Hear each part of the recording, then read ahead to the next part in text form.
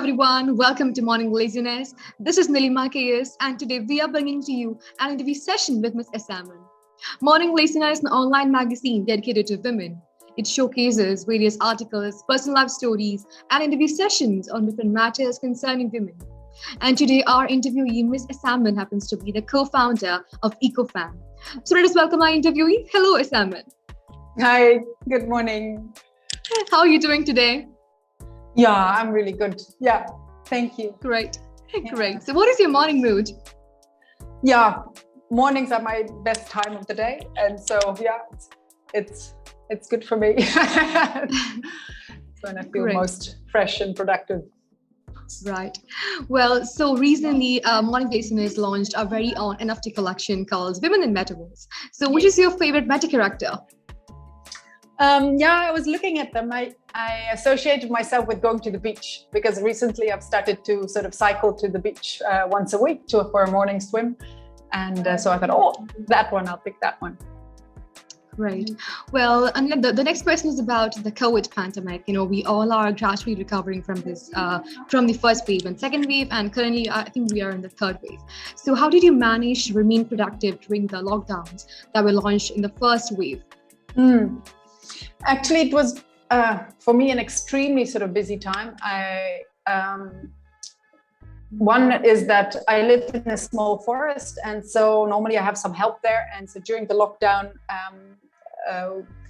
there was maintenance of the forest plus my Eco Femme work. And so that really kept me very sort of, it was a full days for me. And I think we were also lucky as an organization that makes sanitary pads, washable cloth pads. These were considered an essential item. So we were also quite quickly allowed to partially go back to the office. So that gave us also our working environment back, so to say. Right. Well, why do you believe there is a need to end plastic periods and begin a cloth pad revolution? Yeah. I think it's very obvious that plastic pollution is such a big issue in the world, and that I feel that we really should,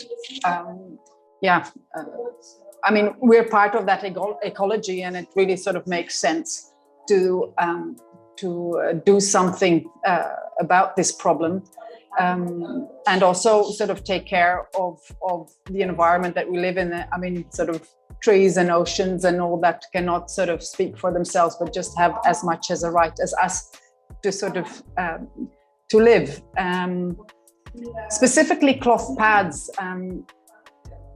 I feel is a really sort of strong possible solution for our plastic problem. Disposable sanitary napkins are made, they're like the big brands, largely of different forms of plastics. And these plastics are estimated to take 500 to 800 years to decompose. And that means never. 500 to 800 years is practically, it stays on there. And so we either sort of burn them or or they go into landfill. And so with that they cause air pollution, soil and water pollution.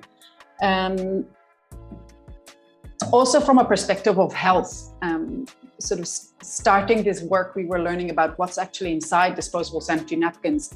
And a lot of research has been done on that, finding that also in the large brands, chemicals are present that are carcinogenic, so they cause cancer. Many other sort of chemical substances are there that are causing irritations. And so many of us also, because it's a taboo, we don't speak about these things and we're not aware of it. And we're also, many of us don't know that these alternatives like washable cloth pads or menstrual cups are there. And so we actually have an option to choose for something that is healthy and environmentally friendly.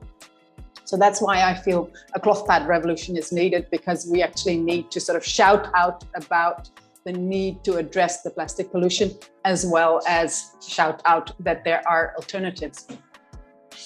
Absolutely.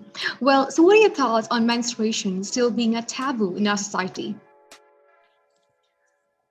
Yeah, It's a topic that's increasingly getting more attention, and I think more and more people are sort of speaking about periods, connecting to periods, understanding how that's sort of influencing their lives. At the same time, I think it's also a very privileged group of people, and there's sort of many girls and women who don't have access to information, actually don't really sort of know what menstruation or a healthy menstruation could be, and also do not have access to products or sustainable options in that manner. So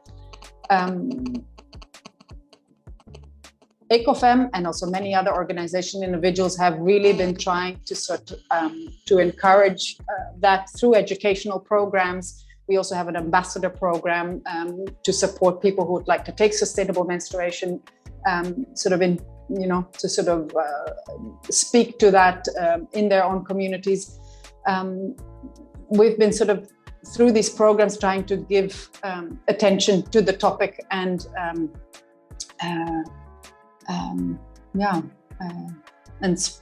spread the word. Right. It's really important to spread the word, and it's time to break those taboos that are linked behind topics like menstruation and menopause. Well, so on this auspicious day of World Menstruation Day, what is the message you would like to share with our women readers? I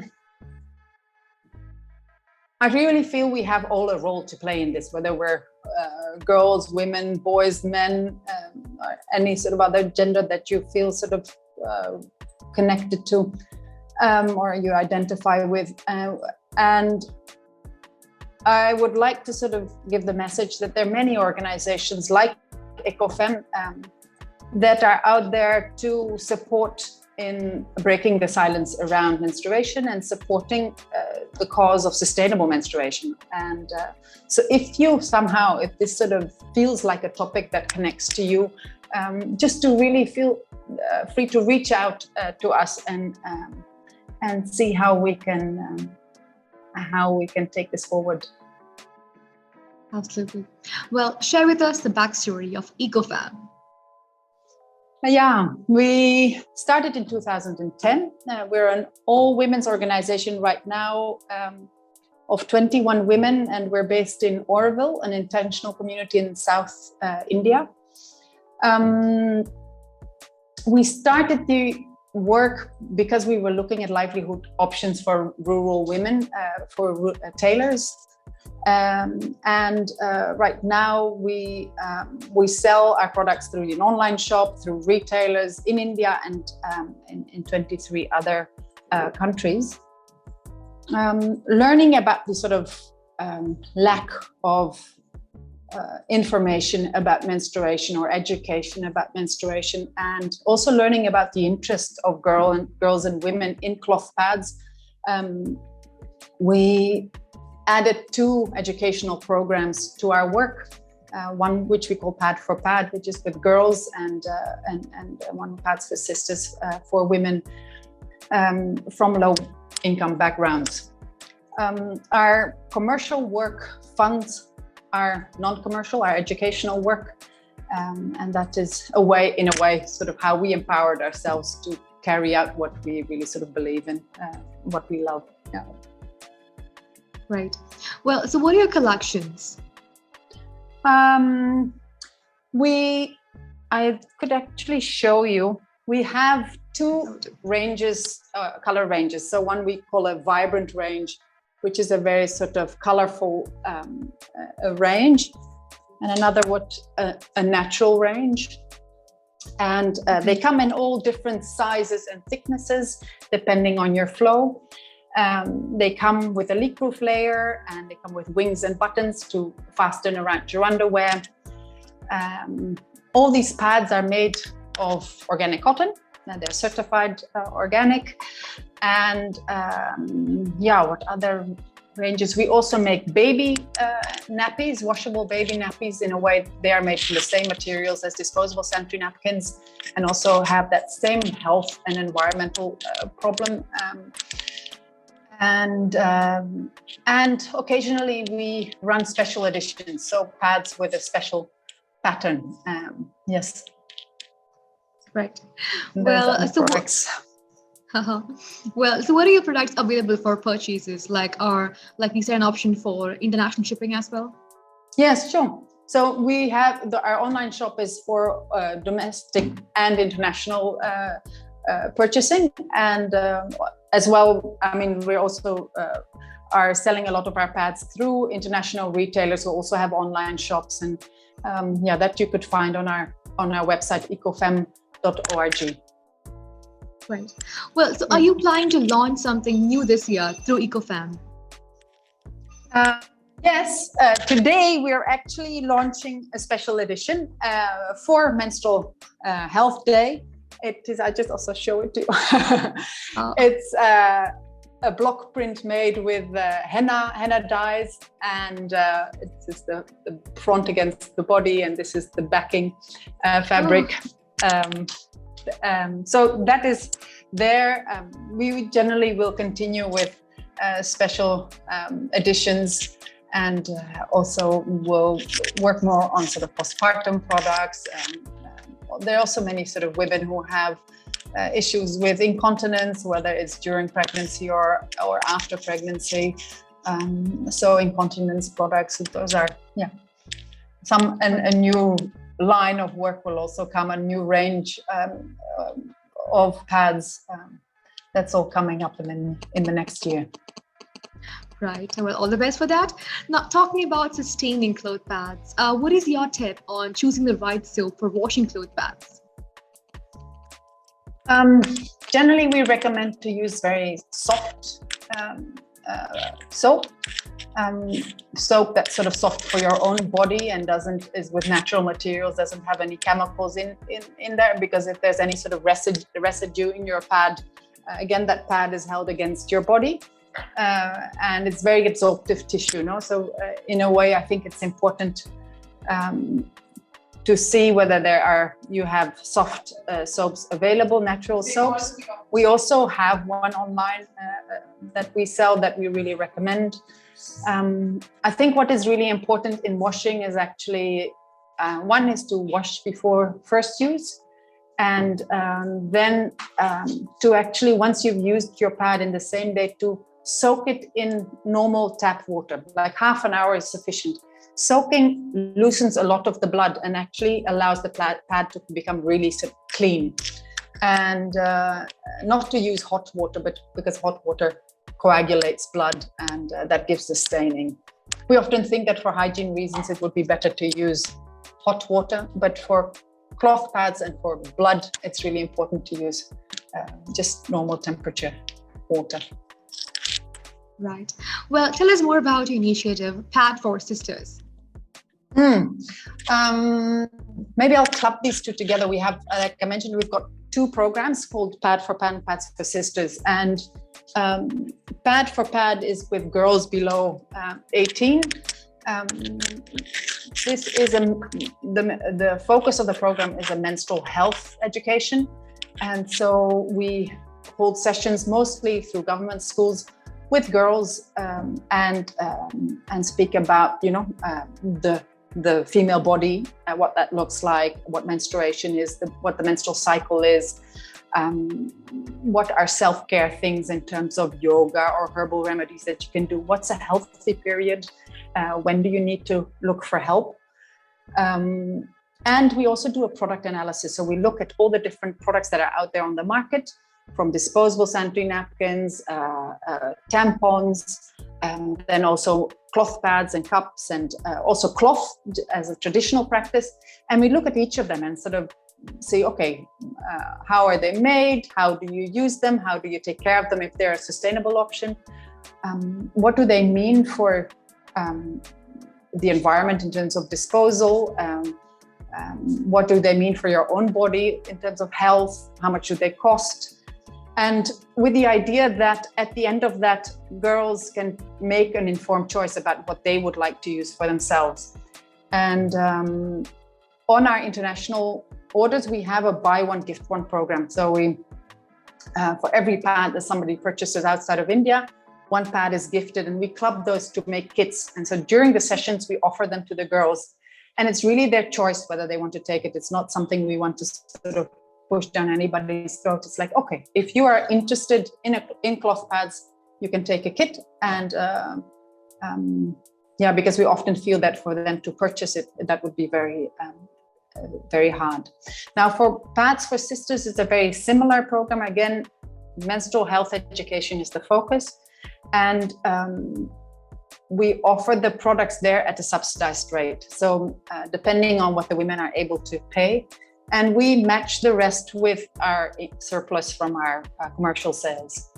And so that is how our commercial sales are sort of supporting our educational programs. Right.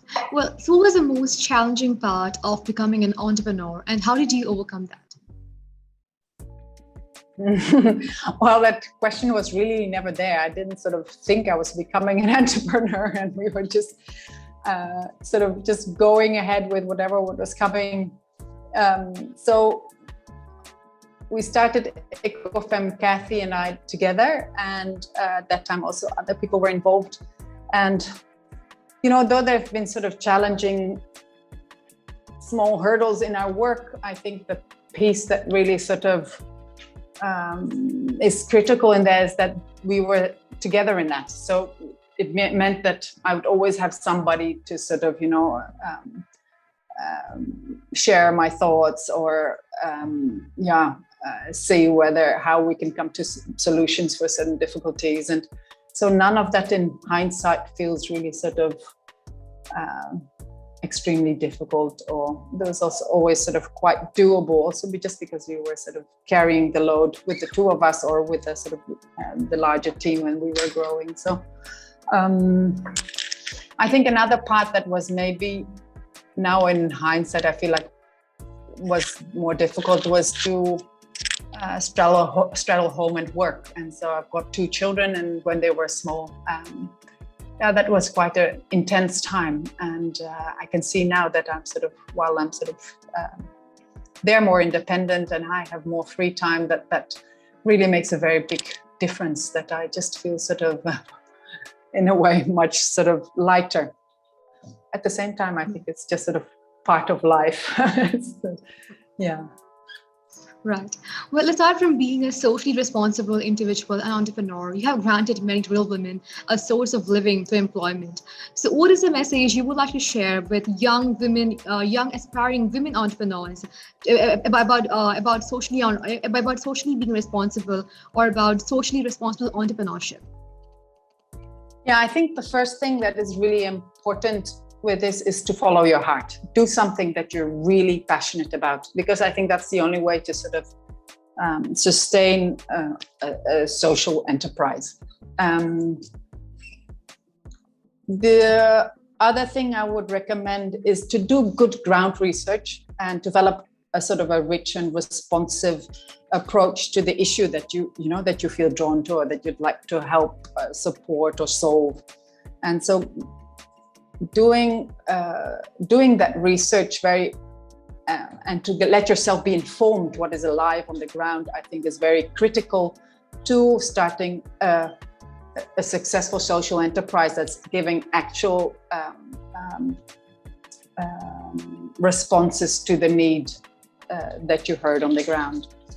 And the third one is something that I learned through my own sort of journey here, and that's to ask for help. When you're doing something with your heart and you're really passionate about it, I mean, 100% there are other people who feel the same, who feel that energy, and who would really, maybe in a time where you're not able to sort of, bring all sorts of people professionally on board to pay and to ask them. And I've always been so surprised, and it's really encouraging to see that people will step in and want to do things, because it connects with something they also, they feel strong about. Absolutely. Yeah. Well, lastly, what do you think this world needs the most?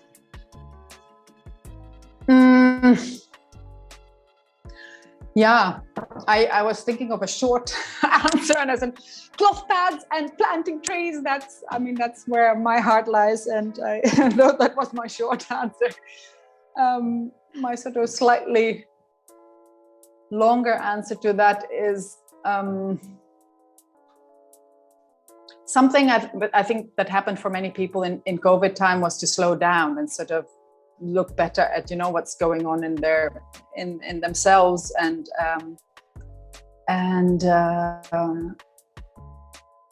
also to sort of, relate to what's happening to the world, to the earth. I mean, COVID for me is very strongly related also to the general climate crisis that we're having.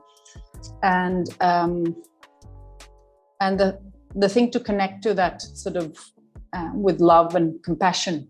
And that sounds maybe a bit sort of wishy-washy or, yeah, sure, open door sort of thing, I don't know.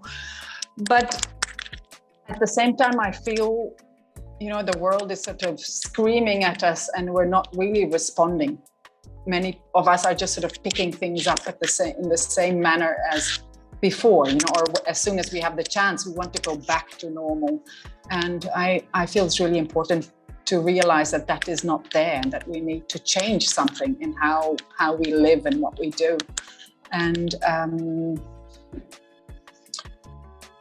to sort of do that self-inquiry and sort of like see what is there for you. And what I've found really sort of helpful for myself is that there are so many people who are actively engaging with that, and